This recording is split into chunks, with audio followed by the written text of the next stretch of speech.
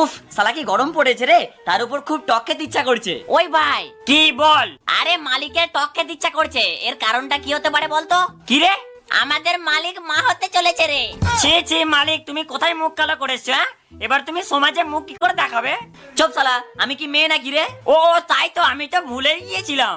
সব সময় তোদের নালে খালি উল্টো পাল্টা কথা। ঠিক আছে, তোরা একটু এখানে অপেক্ষা কর, আমি যাদেরও গাছ থেকে একটু আম চুরি করে আনছি। হ্যাঁ তোরা দাঁড়া, আমি আসছি।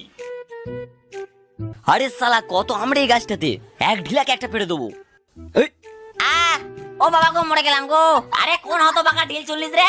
আরে চুপ কর চুপ কর, তোকে কিডন্যাপ করতে এসেছি রে। কি আমায় কিডন্যাপ করতে এসছো? হাই কি আছো গো, বাঁচাও বাঁচাও। হাই এই লোকটা আমাকে কিডন্যাপ করে নিয়ে চলে গেল গো। হাই সর্বনাশ করেছে, আমি পালাই পাড়া এখান থেকে আগে। ছি, শালা এই লোকটা তো পুরো আমাকে ল্যাংটো করে দিল গো। আরে মালিক, আমাকে একটু কম করে মাখাবে, না হলে কাল সকালে তোমার পেছন থেকে না পুরো আগুন বেরোবে।